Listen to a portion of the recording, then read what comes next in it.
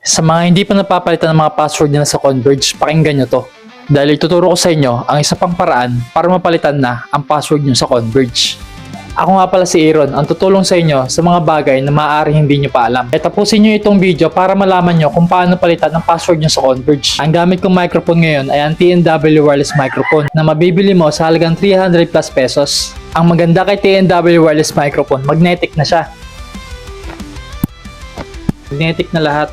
Kung gusto mo magkaroon ng ganitong wireless microphone, ilalagay ko na lang yung link dyan sa baba. Kaya check out na. Una, buksan nyo yung Google Chrome. Ito ang ilalagay nyong IP address kung wala kayong makita sa likod ng modem nyo. Ito ang default IP address ng ZTE modem. Ito naman ang ilalagay nyo sa username at password. Sa una kong video, iba ang username at password na nilagay ko doon. Kaya gumawa ako ng bagong video para sa mga hindi pa rin mapalitan ng password nila. Ngayon, i-click nyo yung local network at pindutin ang WLAN sa baba ng status. Dito, makikita nyo na yung WLAN SSID configuration. Diyan nyo maaaring mapalitan yung Wi-Fi name at password nyo. Piliin mo lang yung SSID 5G network. Kahit anong Wi-Fi name at password pwede mong ilagay basta yung matatandaan mo.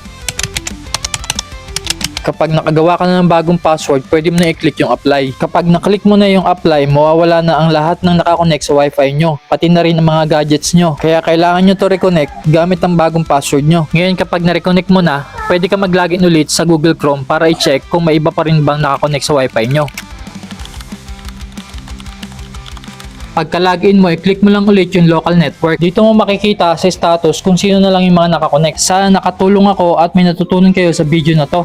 Kaya huwag niyong kalimutan i-like itong video at mag-follow para sa mas marami pang tutorial, tips at kaalaman.